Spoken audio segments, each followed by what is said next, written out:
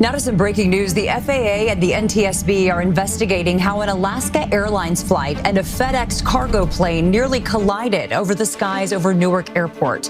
It happened on Tuesday around 8:15 p.m. The other news, the alarming close call at Newark Airport, a near collision between a passenger jet and a FedEx cargo plane. That passenger jet just 150 feet off the ground when it was told to pull up and go around. Another near midair here at Newark International Airport, this time between an Alaska 737 and a FedEx 777. They're trying to thread the needle at Newark, and it's a really, really busy, congested time. Lots of chaos is taking place at Newark late at night, 8 p.m., as Alaska 294 comes in to land on runway 22 left, and runway 29 is in use with FedEx 1582 lined up to land. They're going to be on a collision course with one another, and it gets called off at the very last minute. Alaska gets told to go around. 300 foot of vertical separation between them and the FedEx 777. And I'm here to tell you, folks, that is really, really close. Let's pick up with this ABC News report where they're talking about exactly how close it was. And then I'm going to play for you what was going on in the preceding moments at Newark. It's really fascinating to listen to the whole thing. So let's pick this one up.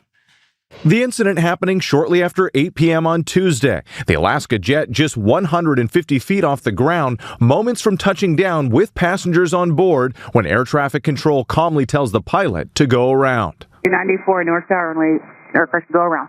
Going around, that's 294.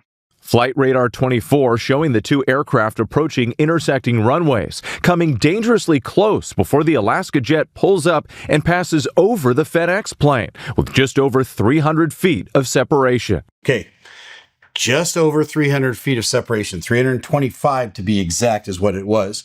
So what's going on in Newark? Well, they're trying to thread the needle in Newark, and that means there's just too many airplanes coming in at a single time. And I'll talk about that in a minute before we get done, because I've got some suggestions about how to fix these sort of things. But if it seems to you, like it seems to me, like this has been happening more and more, not just at Newark, but at a lot of major airports around the country and around the world, you're not mistaken about that.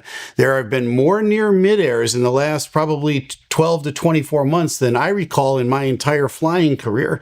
And there's a reason for that. We're trying to fit too many airplanes into too little airspace, and then the air traffic controllers are overwhelmed and they can't keep up with all of it. And so they resort to things like threading the needle. Now, why in the world would they want to thread the needle at Newark? They've got parallel runways there.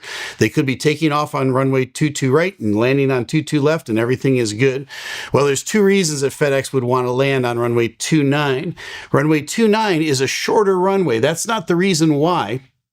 It's kind of a head scratcher because it's a Boeing 777, and they're trying to land on a 6,700 foot long runway when they've got 10,000 and 11,000 foot runways on the 22s. The reason is when they land on the 22s, they've got to taxi all the way back up to the north part of the airport and then go to their hangar. That eats up 15, 20, almost 30 minutes of time sometimes, and they're trying to get her done, right? They're trying to get their stuff done and get their cargo off and get more cargo on and get back out of there. So runway 29, the crossing runway, takes them right over to their hangars. So they basically just taxi right off at the end of that runway, right into the hangar. They start to download the airplane. That's to their advantage.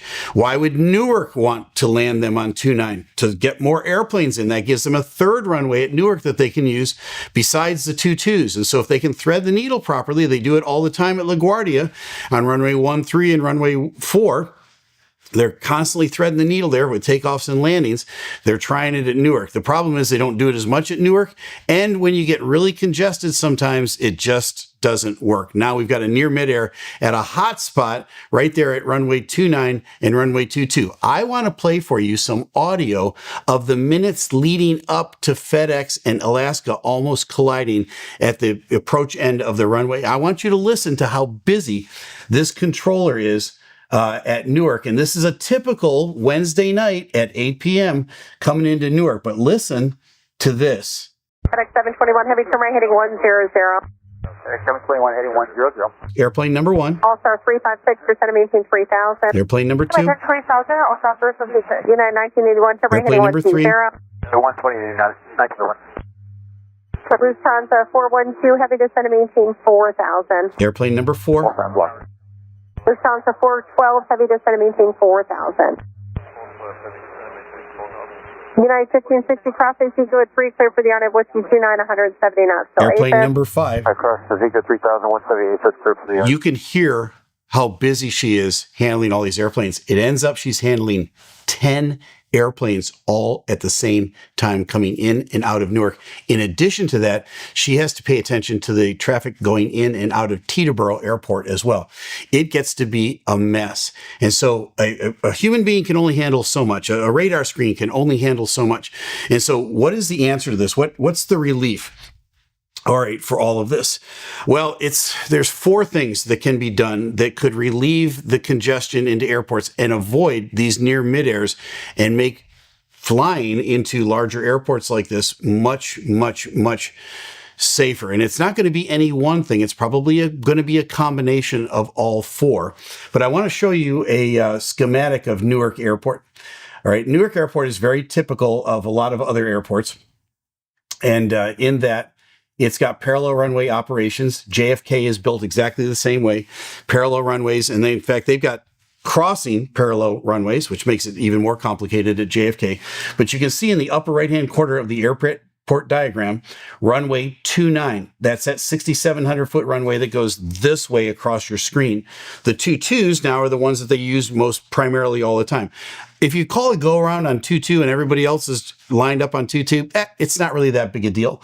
If you call a go around as another aircraft is trying to intersect that runway, the timing is critical, right? If you can land one airplane and land another and then land another and land another like that, all right, it all works out.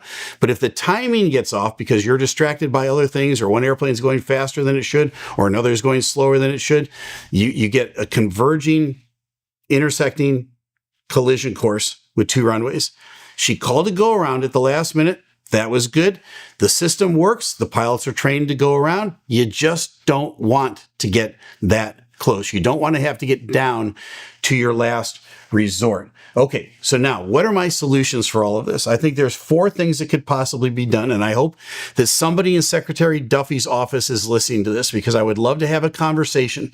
I just recently talked to Congressman Troy Nehls. He is the chairman of the Aviation Subcommittee in the House. He and I had a nice conversation about things that can get done with air traffic control to improve it. I would love to have that conversation with Secretary Duffy, just to let you know.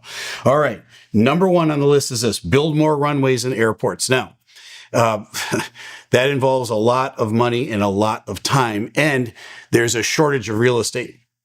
And it's not necessarily going to solve the problem, because if you put, let's say, a 4th airport in the New York metropolitan airport area, you're not necessarily going to fix the problem. You might even make it worse. Why? Because along with runways and concrete that you're going to pour on the ground, you've got the airspace that goes on around them, and the New York area airspace is already clobbered. Putting a 4th airport in there is probably not going to help. But you say, well, what about, Miami or, Louisville, Kentucky, or some other airport like that? Yeah, potentially you could. The other problem with that, though, is that real estate is in short supply. There just isn't a lot of places where you can just plunk down a brand new major airport outside of a major city.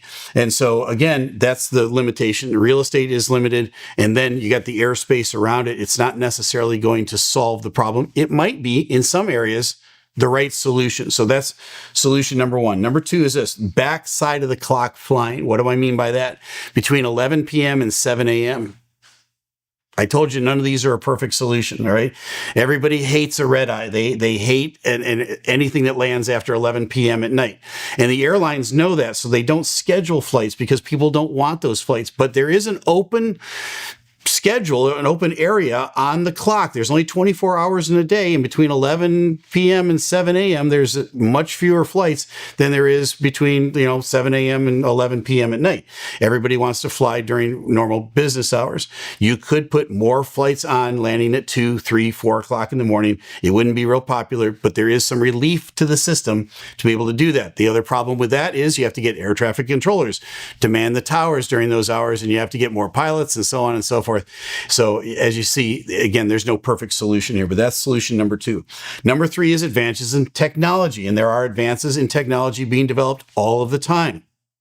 AI is coming on board and making a lot of things in life easier, doing a lot of things that humans can't do or faster or better than humans can do. However, technology is limited. There's no simple one-size-fits-all technological advance that's going to avoid near midairs in the future and make them a thing of the past. That's not a reality. But there are technological advances where you cut down on the amount of talking on the radio. For instance, that air traffic controller, she was limited by the fact that she has to physically talk to these aircraft. And if another aircraft keys up the mic at the same time she's talking, they block one another. And then all of that time, maybe the 8 to 10 seconds of that transmission gets lost. She's got to figure it out, and she's got to transmit again, and hopefully she doesn't get blocked again.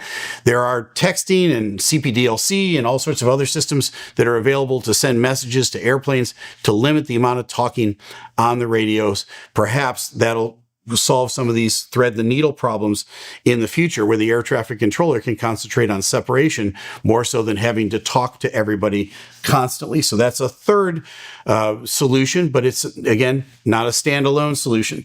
The fourth, and probably the most feasible of the four, is one I've been advocating for a long time: fewer flights and larger aircraft. So this goes back now 35 to 40 years. Back in the late 80s, early 90s, when deregulation was really taking effect and the airlines were beginning to expand, the airlines did a lot of surveys of what passengers wanted. The number one thing that passengers wanted was they wanted frequency of available flights. They wanted a flight every hour on the hour all day long so that they had a lot of choices.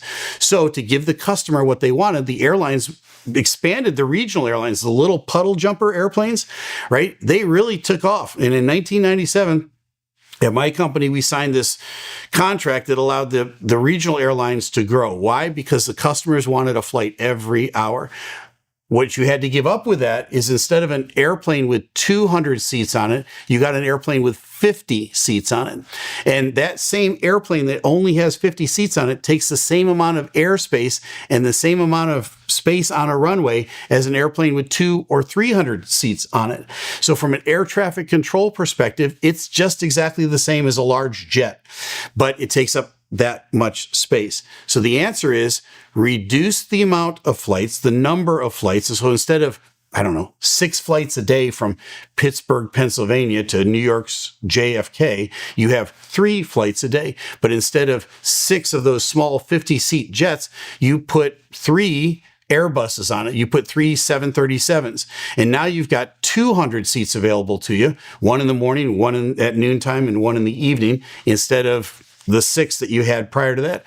There's a give and take that's got to take place here. For those of you who love the availability of a flight on the hour, every hour, you're going to have to give up something to get on a less frequently scheduled flight, but at least a larger airplane. Now, the win-win in that situation is this. The air traffic controllers will love it because they don't care what the size of the airplane is. They got to work an airplane, small, large.